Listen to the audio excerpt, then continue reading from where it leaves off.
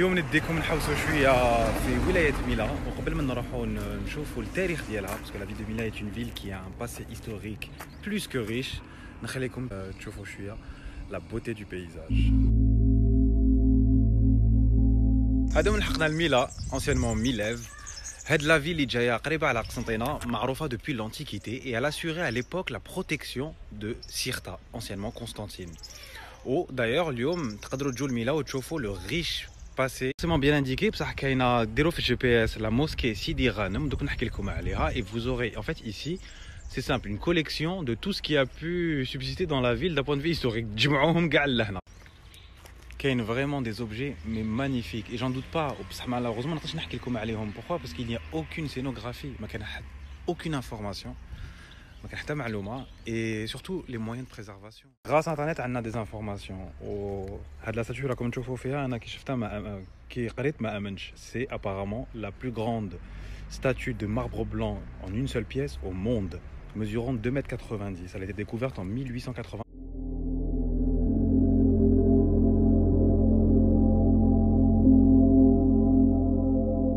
Pas au bout de nos surprises, la mosquée, s'appelle la mosquée de Sidi Ghanem. Elle a été construite en 678 par un émir omeyyade et elle a été construite sur les fondations, sur les ruines d'une basilique romaine. Donc, deux époques différentes. Au lieu de vraiment une mosquée, parce que les Français qui ils ont construit par-dessus comme une ferme, ils ont fait une écurie et un campement militaire. Honnêtement, c'est... On a choqué de la formation, mais ce qui me choque le plus, c'est le fait de savoir que peu d'Algériens sont au courant de cette information-là et que les autorités ne font pas suffisamment la promotion de ce monument, sachant que c'est la plus vieille mosquée fi bladna, fi Dzaïr, ou même, à la sab certaines théories, fi Chamal Ifriqiya. La plus vieille mosquée en 678. ودوك نشوفوها. هنا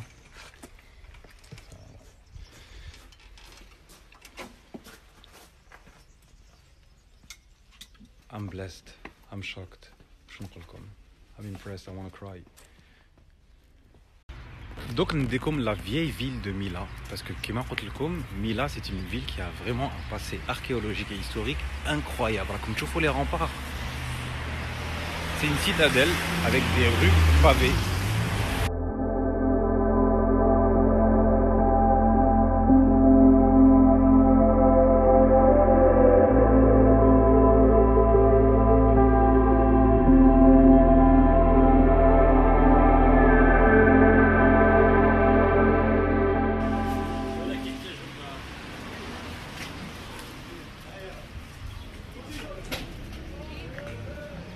خرجنا من ميلا وهبطنا un peu plus au sud.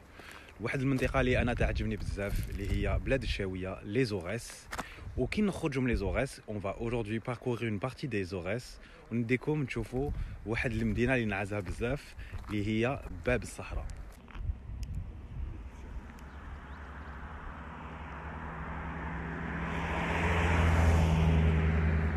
رانا خرجنا من الولاية تاع باتنا وما بين باتنا وبسكرة باسكو رانا حاطين او سود كاين واحد البلاصه اللي معروفه ومشهوره بزاف يعطوا لها الغوفي لي بالكون دو غوفي qui finalement est comme une frontière naturelle ما بين le monde berbère chaoui et le monde saharien اللي يبدا في بسكرة.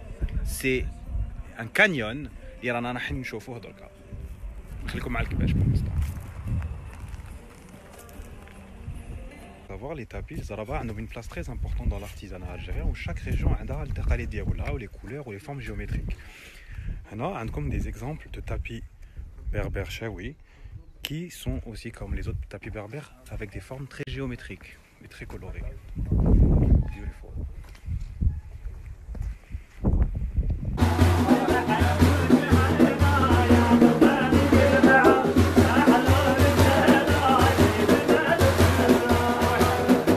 This is very cute to have a look at the Shawi culture. Donc, حاجة مليحة كاين des souvenirs يبيعوهم un peu traditionnels sur la culture Shawi. But the most important is The site itself, c'est le site. C'est le site unique au monde. Un grand canyon avec des constructions troglodytiques. L'être humain s'est adapté à son environnement. La population ici, berbère, chaoui, qui habite ici depuis des siècles.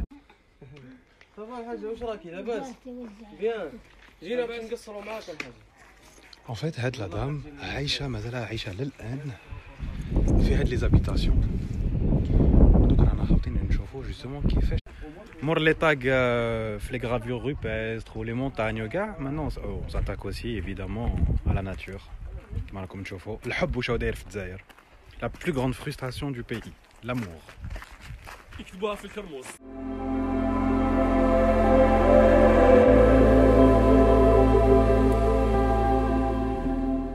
مرحبا بكم في مشونش. مشونش كي ان بوتي فيلاج ما بين بلاد الشاويه وبسكره في طريقها.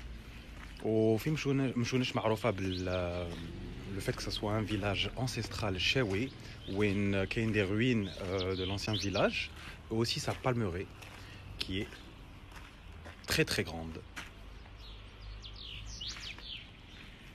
الولايه تاع الصحراء كان سي الحواس المجاهد اللي كان عايش هنا في مشونش. مشونش اللي هي بلديه تبع البسكره ولا البسكره. داكور مي سي ان فيلاج شاوي. الثقافه تابعين الشاويه مي في داري في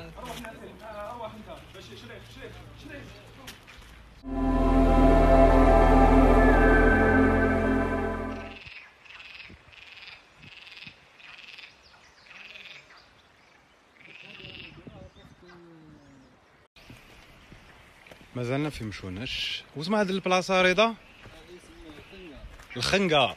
الخنقه. وهاد لو فلوف اسمه فلوف الابيض. It looks like we are on the beach. avec les grottes. قلت لي بلي انت شاوي وقلت لي بلي انت تعرف تشاوي. واش تقدر تقول احبابنا ملي اكني بابا يوفابا وبابي باون يوفابا وبابي بابي في بابي باون. هذه زعما شغل جو كوني مو كوني مي لو بور دو كوني نو كوني با كو كوني. هذا وين لحقنا لواحد البلاصه واسمها القنطره كما راكم تشوفوا. سي ان بون اوكي ان بون ناتوريل. سي اوسي لو نون دو فيلاج. دونك ناس عايشه لهنا. وهاد لا فيل معروفه بالبون رومان تاعها اللي راح نشوفوه دركا. راني مع صاحبي بدرو اللي هو وليد القنطره. فوالا يعني هيز ان انجلش ستودنت. واش قلت لي بدرو؟ Well, this is actually the first, or like one of the first bridges that ever made in Africa. Well, it was like made from these stones, from this mountain. And let me say, you guys are quite welcome to visit us anytime you want. Oui, او يعرضكم en anglais كاع وكلش عندكم en anglais anglophone. Donc il n'y a pas de raison de ne pas venir. Le pont romain est en très bon état. La raison c'est parce que Napoléon III, et là comme tu vois le logo تاعو هذا لهنا,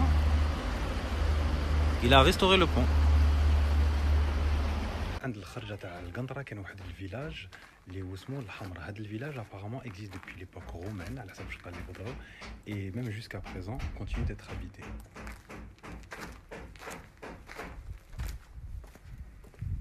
Apparemment الناس اللي كانت عايشه هنا رحلت, les autorités les ont déplacés pour rénover هذا le village millénaire.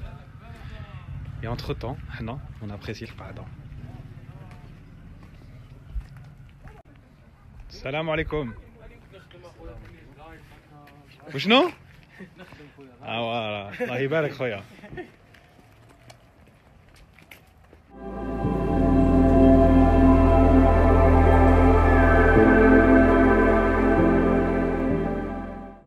رانا خرجنا من بسكرة وفي طريقنا لألجي حبينا نحبسوا في واحد لافيل اللي مشهورة في العالم. وعلاش؟ باسكو هي القلب تاع لو فروي le plus exporté en Algérie. C'est la ville de Tolga avec Deglat Nord. En fait, Tolga, c'est plus qu'un fruit. Ça fait partie de l'économie de la ville.